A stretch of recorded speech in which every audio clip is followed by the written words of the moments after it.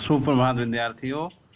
आज हम class 9th में आज मैथ में 4.3 हम कर रहे हैं और 4.3 का आज पहला प्रश्न है। और ये प्रश्न कुछ इस प्रकार से है कि दो चरों वाले जो इक्वेशन दिए हैं, जो आपका निम्नलिखित इक्वेशनों में से प्रत्येक का आपने ग्राफ खींचना है। तो इसमें आज पहला प्रश्न देख रहे हैं हम। पहला प्रश्न है आपका कि x plus y is equal to 4। तो हम इसको हल करने के लिए एक सारणी बना लेंगे पहले। उस सारणी में जो हमारे वो हैं चर हैं, ये चर है आपका, एक चर हो गया x और दूसरा हो गया y। इनको हम लिख लेंगे। अब इनमें हम एक एक करके हम मान रख देंगे। हम x इज इक्वल टू क्या कहते हैं, यहाँ 0 पुट कर रहे हैं हम, तो यहाँ रख दिया 0। तो x plus y is equal to 4 जो इक्वेशन थी, यहाँ पे x के स्थान पर ये रख दिया हमने 0 और यहाँ plus y is equal to 4 रहा। यहाँ रह गया, ये आपका 0 हो गया, तो वैल्यू नहीं होती है कोई इसकी, तो y बराबर 4 ये इसका मान आ गया। इस मान को यहाँ लिख दिया, इस वैल्यू को लिख दिया।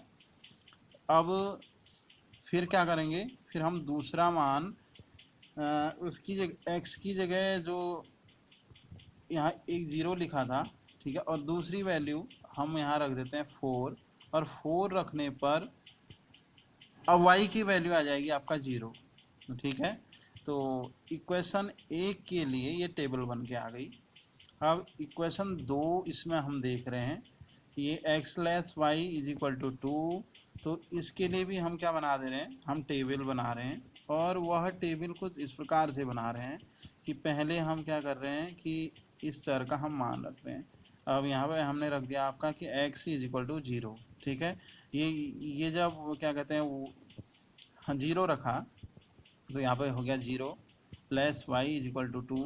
तो ये जो वो है आपका चिन्ह है, जो माइनस में का चिन्ह, इसको इक्वल के इस तरफ RHS में भेज दिया, तो इसका मान आ गया 2 माइनस में के हो गया y का मान, ठीक है।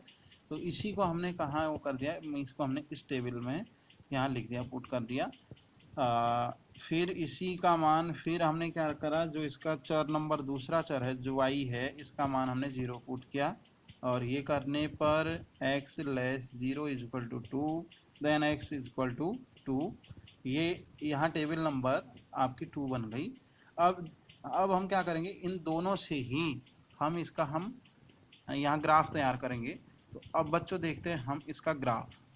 अब देख रहे हैं बच्चों, इक्वेशन 1 के लिए जो बनाई थी हमने, यहाँ टेबल बनाई थी, x इक्वल 0 पर ये 4 था y। तो x इक्वल 0 अगर यहाँ हमने रखा है 0, तो वह किस ऑर्डिनेट पर होगा, ये y वाले ऊर्ध्वाधर इस ऑर्डिनेट पर आपका मान रखेंगे हम। y का मान 4 रखना है ना, तो x बराबर ये 0 हुआ, क्योंकि x ये रेखा है, ये y रेखा है, और जहाँ पर ये एक दूसरे को क्रॉस करती हैं वो 0 पॉइंट कहलाता है। तो ये 0 पॉइंट है, तो इस 0 से ऊपर की ओर हम 4 बढ़ गए, ये आ गया आपका y इक्वल टू 4।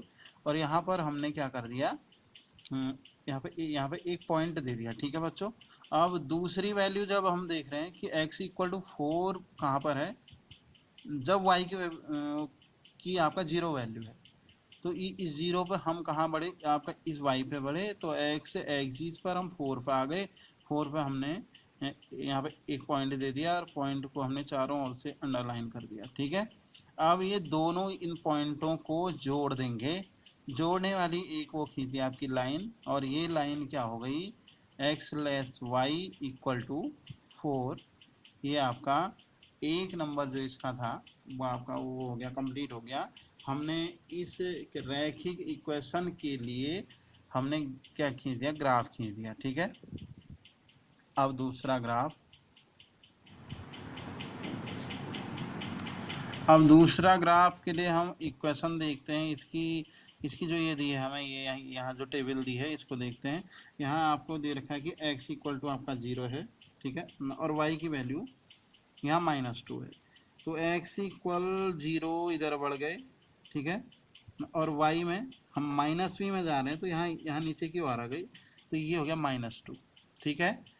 अब दूसरा, जब x इक्वल 2 है तो इसकी वैल्यू आपका ये यहाँ 0 है y की, तो ये वाला यहाँ 0 आ जाएगा y, तो यहाँ 1 2, यहाँ पे आप कहाँ पे पढ़ेंगे, 2 पे पढ़ेंगे, एक पॉइंट ये दे देंगे, ठीक है। अब दोनों इन पॉइंटों को जोड़ने वाली एक रेखा खींच देंगे और ये रेखा x minus y equal to 2 का ये हो जाएगी आपका ग्राफ।